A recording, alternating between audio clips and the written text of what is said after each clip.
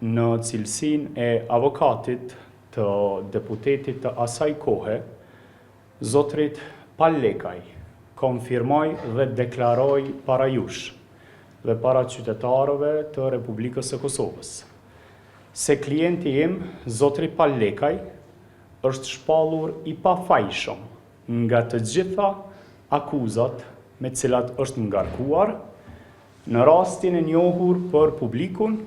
rastin e gazit Lotsjellës. Pra, kemi të bëjmë me rastin e njohur të hedhjes së bombolave të gazit Lotsjellës, për cilat janë pande dhe janë ngarku dhe është rast i cili është shqyrtuar tashmë e 10 vite në organet e Kosovës. Zotri Pallekaj, pavarësisht prezencës së tij në shumë seanca,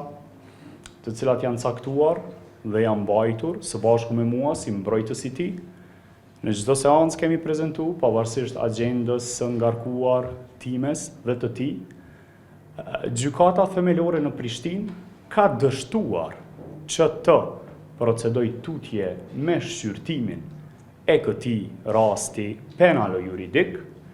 dhe na ka arritur vendimi aktgjykimi i gjykatës themelore të Prishtinës, në bazë të së cilës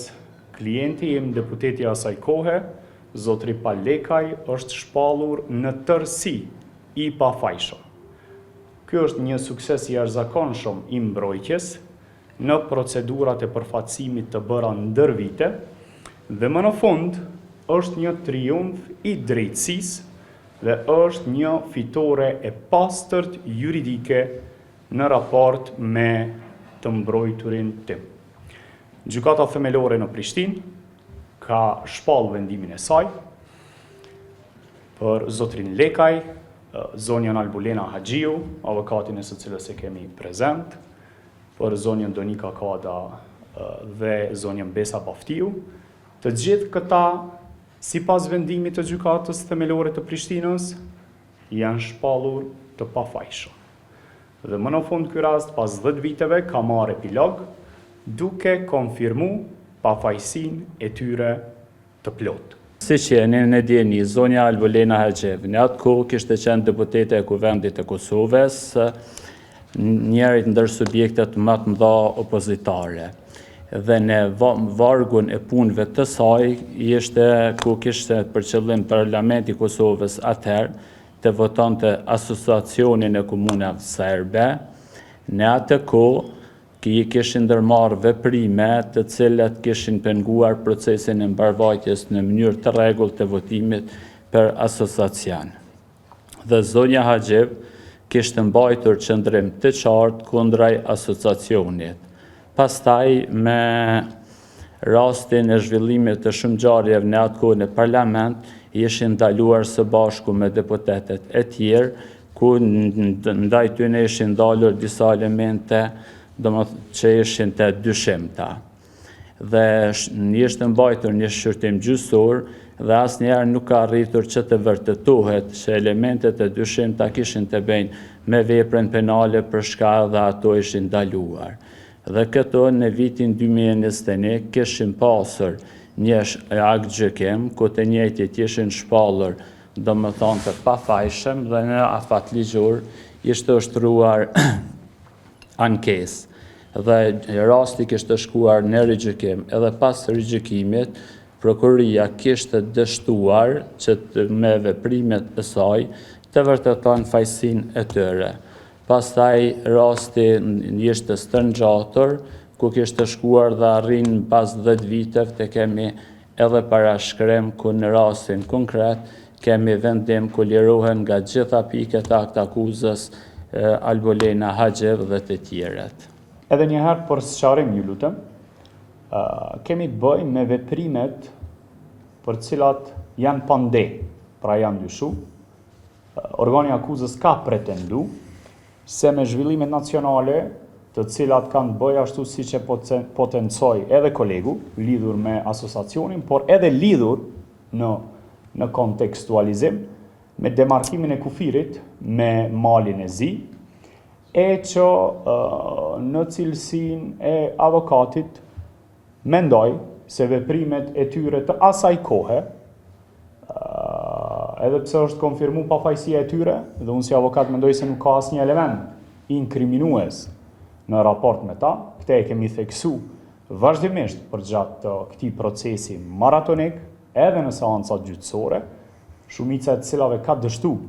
dhe nuk kanë arritë që të mbahen, do thot kauza e tyre asaj kohe, duke përfshi edhe klientin tim, ka qenë drejt, ka qenë me qëllim të mbrojtje së integritetit territorial të Republikës së Kosovës, ka qenë me qëllim që të mbrojnë rreth 8.000 hektar tokë me rastin e demarkimit të kufirit me malin e zi. Dhe si avokat mendoj se organi akuzës nuk është dashur fare me procedurë tutje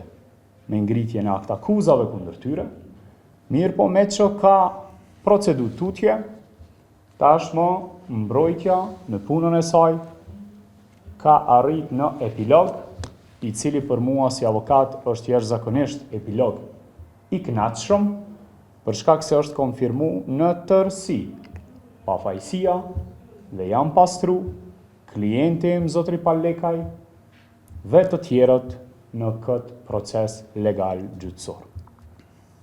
Ju falenderit. Unë kisha dashur të shtoj, lidhur me elementet e dyshimta që janë gjetur në rastin konkret, ato nuk kanë mundur të vërtetohen deri në përfundim të këtij shqyrtimit kryesor me asnjë provë të vetme që kanë përmbajtur në brenda tyre element që ka të bëjë me gazin lotësjelës dhe drejtësia ka disa parime bazë, siç është një ndër parimet që në rastin konkret kanë ndikuar të kemi edhe vendimin e gjykatës së shkallës së parë, in dubro pro jere, parim kë i njohur që nga drejta lashtë romake, pra në momentin kur i ndaj të pandeurit nuk vërtetohet qartë dhe sakt pa fajësia, pastaj gjitha elementet në atë rast duhet të shkojnë në favor të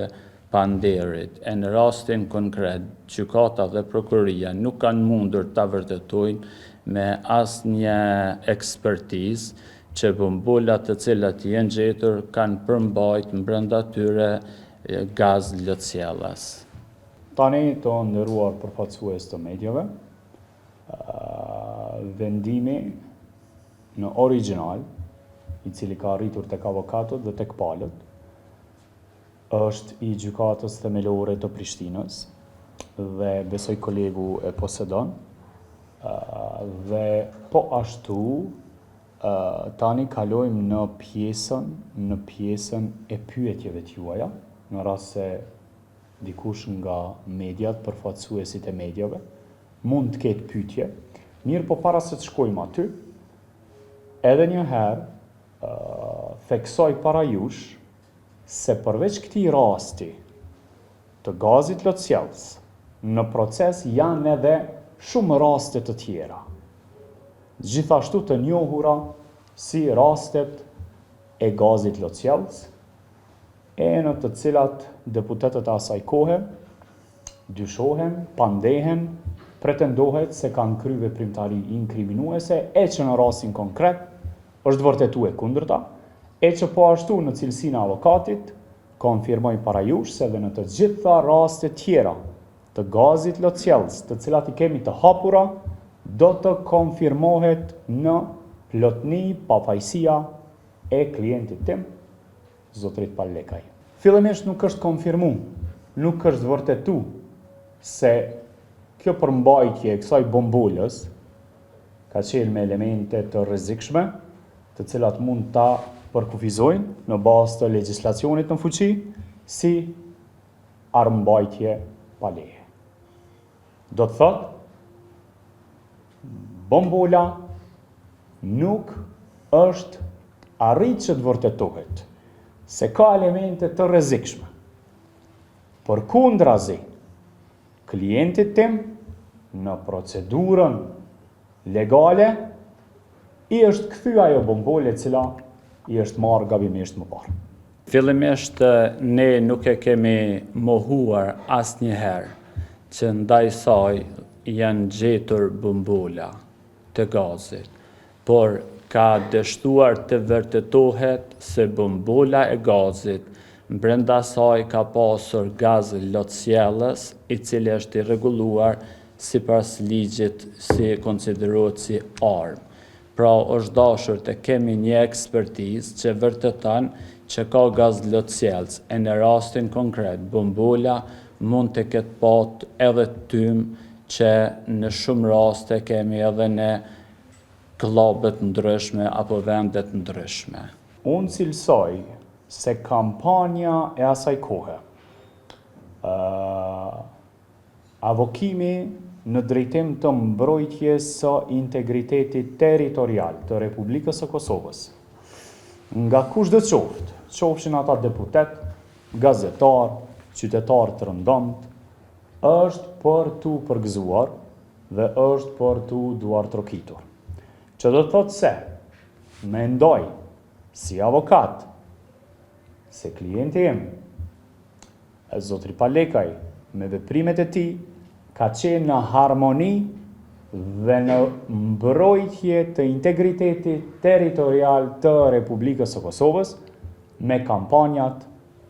publikimet, prezentimet, kauzat e ndryshme politike. Në bazë të vendimit të gjykatës themelore të Prishtinës, nuk është konfirmu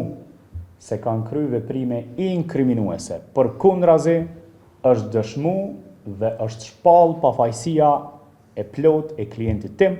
dhe të tjerët avokatët e cilëve i kemi prezent.